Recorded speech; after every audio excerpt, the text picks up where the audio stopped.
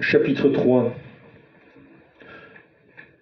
Jésus entra une autre fois dans la synagogue, et il y avait là un homme ayant une main desséchée.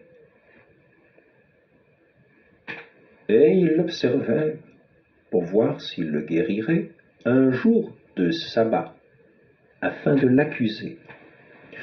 Et il dit à l'homme qui avait une main desséchée: « Tiens-toi debout au milieu. » Puis il leur dit: « Est-il permis un jour de sabbat de faire du bien ou du mal? De sauver la vie ou de l'ôter ?» Mais il se taisait. Alors, les regardant avec colère, contristés de l'aveuglement de leur cœur, il dit à cet homme: « Étends ta main. »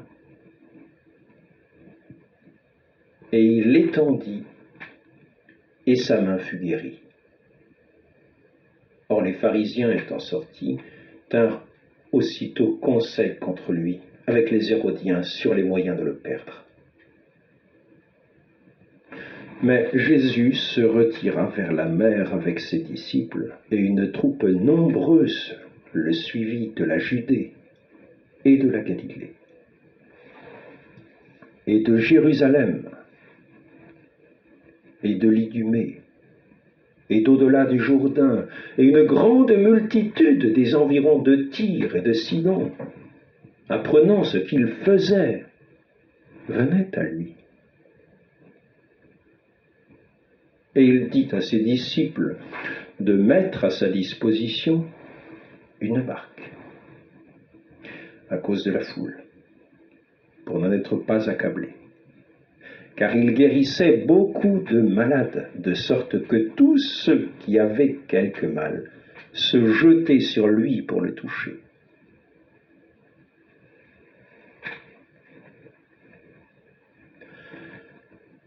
Et les captifs immondes, lorsqu'ils le voyaient, se prosternaient devant lui et criaient, disant: « Tu es le Fils de Dieu ?» Et il leur défendait avec de grandes menaces de le faire connaître.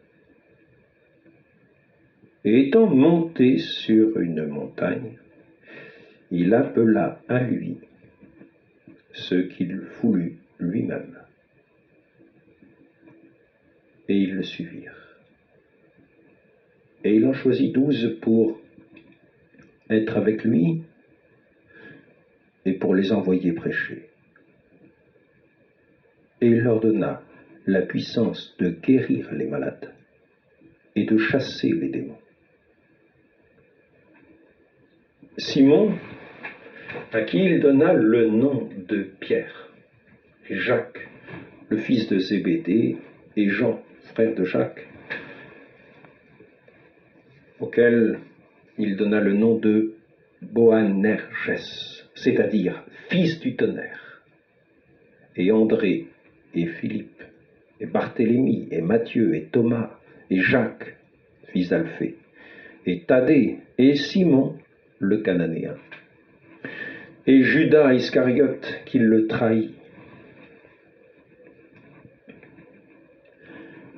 Et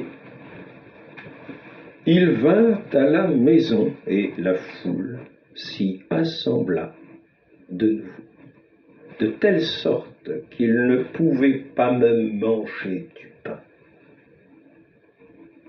Et les siens, l'ayant appris, vinrent pour se saisir de lui, car il disait: « Il a perdu l'esprit. » Et les scribes qui étaient descendus de Jérusalem disaient: « Il est possédé de Belzébub. C'est par le prince des démons qu'il chasse les démons. »